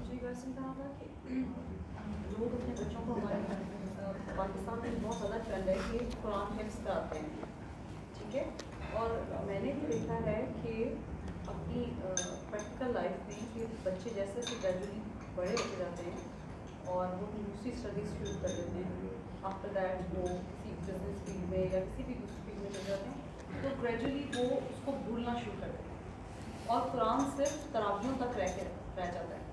جب سال میں ایک دفعہ رمضان آتا ہے تو اس کو تراویحوں میں پڑھا جاتا ہے، اور وہاں پہ بھی ان کی بہت زیادہ غلطیاں دیکھنے میں آئی ہیں، اور ان کا کانسیپٹ پیچھے پیرنٹس کا یہ ہوتا ہے، اگر ان سے پوچھا جائے کہ آپ نے بچے کو قرآن کیوں حفظ کرایا ہے؟ تو وہ کہتے ہیں جی ہم نے اس لیے کرایا ہے کہ ہماری 7 نسلیں جو ہیں وہ بخشی جائیں گی، باپ دادا سب جنت میں جائیں گے. ان کا تھاٹ پروسیس پیچھے یہ ہوتا ہے. ٹھیک ہے. اور جو بچے جن کو آپ ڈال دیتے ہیں اسکول نہیں بھیجتے اور قرآن حفظ کرنے کے لیے ڈال دیتے ہیں اور آفٹر دیٹ وہ وہاں سے نکل کے اپنی گریجویشن یا جو بھی ہے ڈپلوماس ڈگریز لے کے وہ جاتے ہیں، تو گریجولی وہ کیونکہ اس سے ہٹ جاتے ہیں، وہ پڑھتے نہیں ہیں ریگولرلی، وہ بھول جاتے ہیں. تو میری اپنی تھنکنگ یہ ہے کہ کیا یہ چیز غلط نہیں ہے کہ قرآن کو اگر آپ نے حفظ کیا ہے تو آپ کے دل میں محفوظ ہے، آپ اس کو پڑھتے رہیں تاکہ وہ آپ کو یاد رہے، نہ کہ یہ کہ آپ اس کو وقت کے ساتھ ساتھ بھول جائیں. ٹھیک ہے. تو کائنڈلی آپ اس پہ روشنی ڈالیں گے، کیا کہتے ہیں؟ دیکھیں جی، ایک بات تو یہ ہے کہ چونکہ ہمارے ہاں لوگوں کے اندر دین کو سمجھنے میں دلچسپی اور سیریسنس نہیں تھی عام طور پر، اس وجہ سے دین کی وہ بات کہ جو ان کو کہیں سے بھی مل گئی اور ان کو سوٹ کی یا کہیے کہ اپیل کی ایموشنلی، انہوں نے اس کو مان لیا. یہ دیکھے بغیر کہ قرآن کیا کہہ رہا ہے، دین کا اوور آل جو اس معاملے میں فلسفہ ہے، جو پریزنٹیشن ہے، وہ اس سے کتنی ایگری کر رہی ہے.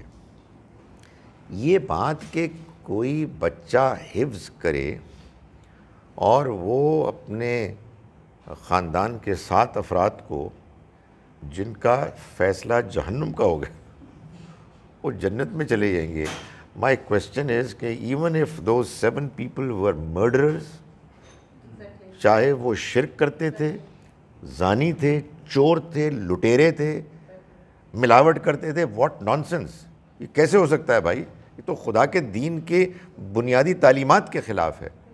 تو اگر کوئی بات ایسی کہیں بیان ہوئی ہے تو وہ تو دین کے مطابق ہی ہو سکتی ہے نا، اللہ کے بیان کے مطابق. وہ زیادہ سے زیادہ یہ ہو سکتی ہے کہ کوئی ایک بچہ تھا جس کے لیے کوئی 7 افراد نے کوشش کی، یہ جو 7 افراد تھے یہ بس اپنے عمل میں مارجن پہ تھے، اچھائی بھی تھی، برائی بھی تھی، تو ایک اس کام نے وہ ٹلٹ کر دیا اچھائی کی طرف. یہ شاید کہیں ہو سکتا ہے، لیکن یہ بات کہ یہ کوئی اصول علی الاطلاق ہے سب کے معاملے میں، اس کے بعد دین سمجھ میں نہیں آ سکتا. میری تو سمجھ میں نہیں آئے گا. اللہ تعالیٰ نے جو کچھ فرمایا ہے وہ سب کچھ اوپر نیچے ہو جائے گا. اس لیے ایک تو یہ نہ جانے کیا بیماری ہے کہ ان لوگوں کو، مسلمانوں کو جہاں کہیں کوئی ایسی خوشخبری مل جائے، یہ پڑھ لو تو جنت مل جاتی ہے، اس سے فلاں ہو جاتا ہے، وہ بڑے خوش ہوتے ہیں اور اس کی ان کو کوئی دلچسپی نہیں ہوتی کہ اس بارے میں قرآن کیا کہہ رہا ہے. اور اس سے بھی کوئی دلچسپی نہیں ہوتی کہ یہی کام یہودی بھی کرتے تھے اور اللہ تعالیٰ نے ان کو کنڈیم کیا ہے کہ بالکل غلط بات کرتے، یہی کام کرسچنز بھی کرتے ہیں. سو ایک تو یہ معاملہ ہے. دوسرا معاملہ یہ ہے کہ سچی بات یہ ہے کہ بچوں کو آپ حفظ کرائیں. ایک زمانہ وہ تھا کہ جب حفظ بہت ضروری تھا قرآن مجید کے حفاظت کے لیے، اور اس زمانے میں حفظ کرنا واقعی ایک اللہ تعالیٰ کے فیصلے کو امپلیمنٹ کرنے میں اللہ کا معاون بننا تھا. وہ کام ہو گیا الحمدللہ. ابھی بھی حفظ کرنا بہت اچھی بات ہے، اس لیے کہ انسان خود سے تلاوت کرے، بڑی بڑی صورتیں پڑھے، بڑے بڑے پیسیجز پڑھے، یہ بہت اچھی بات ہے. لیکن آدمی کو خود سے کرنا چاہیے، یعنی شعور کی عمر بڑے ہو کر. میں یہ اس لیے کہہ رہا ہوں کہ آئی ایم شیور کہ بہت سارے لوگ اس کی مثالیں دے سکتے ہیں اور بڑے واقعات بیان کرتے ہیں کہ بچہ ہے، اس کو اسکول سے نکالا، 2-3 سال بعد اس کو دوبارہ ڈالا اور اس کی عقل بڑی آگے ایڈوانسڈ ہو گئی اور وہ بڑا ادھر بھی تعلیم میں بھی اچھا ہوا. یہ ہمیشہ ایسے ہوتا ہے. وہ والی مثالیں نہیں دیتے جو مثال کے طور پر ابھی میں نے جا کے ایک میرا دوست اللہ کو پیارا ہو گیا، اللہ تعالیٰ اس کی مغفرت کرے، اس کے بیٹے سے ملاقات ہوئی تو وہ کہہ رہا تھا کہ میرے والد صاحب نے میرے ساتھ کیا کیا، کہ اس کے لیے مجھے اٹھا کے کر دیا، میری ایجوکیشن میں پیچھے رہ گیا. تو یار بندہ فوت ہو گیا ہے اور بیٹا کمپلین کر رہا ہے، اس کا فائدہ کیا ہوا؟ تو اس لیے میرا یہ خیال ہے کہ اس طرح کے معاملات میں والدین کو انکریج کرنا چاہیے بچوں کو کہ جب وہ شعور کی عمر کو پہنچیں تب وہ یہ کام کریں تاکہ یہ کام ان کا کام ہو، نیکی کا کام ہو۔ بچپن میں ان کو کرانے کے نتیجے میں آپ بالکل صحیح فرما رہی ہیں کہ اس کی گارنٹی کیا ہوگی کہ جو انہوں نے حفظ کیا ہے وہ آگے جا کے بھی اس کو برقرار رکھیں گے۔ سو میں کبھی بھی کنونس نہیں ہوا اس بات سے۔ اس سے زیادہ بہتر یہ ہے کہ ہم بچوں کو اچھی طویل آیات صورتیں یاد کرنے پر انکریج کریں، وہ نماز میں بھی پڑھیں، اور ان کو کہیں کہ اگر آپ کو اللہ توفیق دے تو آپ آگے چل کے بے شک حفظ کریں۔ مجھے معلوم ہے بہت سارے لوگ پختہ عمر کو پہنچنے کے بعد حفظ کر لیتے ہیں، سو اس میں بڑی احتیاط کرنی چاہیے۔ اگر سارے ماحول میں کوئی پرابلم نہیں ہے، بچہ ڈس ایڈوانٹیج نہیں ہے تو اور بات ہے، لیکن یہاں تو اسکول سے اٹھا لیتے ہیں، تو اٹھانے کے بعد تو بڑی مشکلات پیدا ہو جاتی ہیں، اس لیے میں اس پروسیس سے کبھی کنونس نہیں ہوا۔ ایک چھوٹا سا میرا کوشچن اور ہے نماز تہجد کے بارے میں، کہ تہجد کی نماز حضرت محمد صلی اللہ علیہ وسلم پر اللہ تعالیٰ نے فرض کی، ایسا ہی ہے جی، لیکن ہم لوگوں کے لیے اس نماز کے لیے بارے میں کیا حکم ہے کہ جو ان کی امتی ہیں ان کے لیے کیا حکم ہے کہ وہ نماز تہجد کو ادا کریں، ضروری ہے یا نہ کریں؟ دونوں صورتوں میں کائنڈلی بریف کریں۔ نفل ہے، اور نوافل میں سب سے بہتر اور افضل نفل ہے۔ آپ فرض نماز کے بعد جو نماز سب سے زیادہ مطلوب ہے وہ تہجد کی نماز ہے۔ یہی وجہ ہے کہ ہمارے ہاں تہجد کی نماز جو لوگ نہیں پڑھ سکتے ان کے لیے پھر یہ سہولت فراہم کی گئی کہ وہ تہجد کی نماز عشاء کے بعد پڑھ لیں، جس کا نام وتر ہے، اور لوگوں نے سمجھا یہ وتر کوئی الگ سے کوئی نماز ہے، نہیں، یہ تہجد کی نماز ہے۔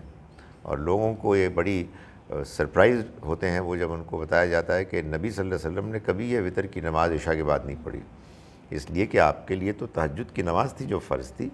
یہ ان لوگوں کے لیے کہ جو تہجد کی نماز کے لیے اٹھ نہیں پاتے ان کو اجازت دی گئی ہے۔ اب لوگوں کے اوپر اصل میں یہ ٹریڈیشن کا اتنا غلبہ ہوتا ہے کہ شاید انہی نشستوں میں سے کسی نے مجھ سے یہ سوال کیا تھا کہ جی میں نے تو وتر کی نماز پڑھنی ہے عشاء کے بعد ہی، تو تہجد کے وقت میں نفل نہ پڑھ لوں؟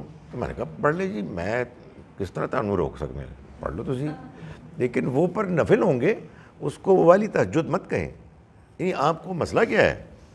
آپ جب اٹھ ہی رہے ہیں تو بھائی وہ نماز پڑھیں جس طرح نماز نبی صلی اللہ علیہ وسلم نے پڑھی ہے، جو آئیڈیل طریقہ ہے، لیکن کوئی روک نہیں سکتا آپ کو، آپ جو مرضی نفل جب مرضی پڑھیں۔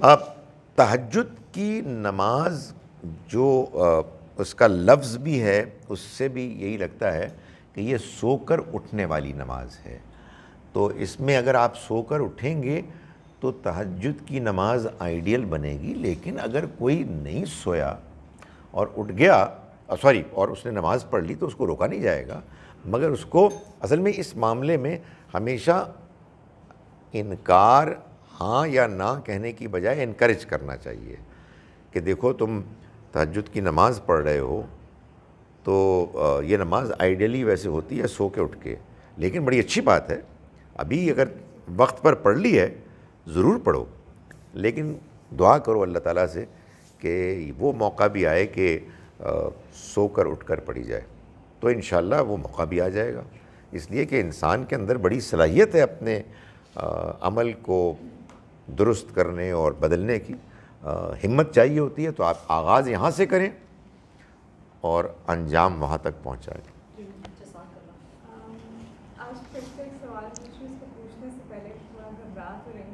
اپنی آس پاس کے لوگوں کی وجہ سے ویسے نروس ہو رہی ہے پوچھتے ہوئے، لیکن میں نے جیسے حج تو اسلام میں رکن ہے اور عمرے کے لیے بھی بہت سے لوگ خواہش مند ہوتے ہیں، اور اس کے لیے میں نے دیکھا ہے کہ سیونگز بھی کرتے ہیں، سیو کرتے ہیں پیسے کہ اب ہم اتنے سال کے بعد حج پہ جائیں گے، کہ اوبیسلی ایک چیز ہے جو کہ آپ کے ریسورسز وغیرہ۔ ساتھ ہی میں یہ دیکھتی ہوں کہ میرے گھر کے پاس لوگ جن کے پاس چھت نہیں ہیں یا پھر بہت ضرورت مند لوگ ہیں، تو جب وہ ایک اسپیسیفک اماؤنٹ میرے پاس سیو ہو جائے گی تو پھر मैं सोचूंगी कि मैं अगर इसको ये छत डलवा दूँ इसी अमाउंट से, तो हुकूकुल इबाद भी तो हैं। ये बहुत अजीब सी कन्फ्यूजन मेरे दिमाग में आती है कि हज तो मैं कराऊंगी, वो एक अच्छी बात है, उम्रा भी कराऊंगी, लेकिन मैंने वो पैसे सेव किए, क्या मैं वो उस बंदे की हेल्प कर दूँ, उससे उसके घर की छत डल जाएगी, उतने अरसे मतलब सुकून आ जाएगा उसको, उसकी अच्छी ज़िंदगी गुजर सकती। दोनों तरह के लोग होंगे और चुनाचे दोनों तरह के फ़ैसले होंगे। किसी फ़ैसले को आप गलत नहीं कह सकते, दोनों में से किसी एक चीज़ को तरजीह देनी होगी।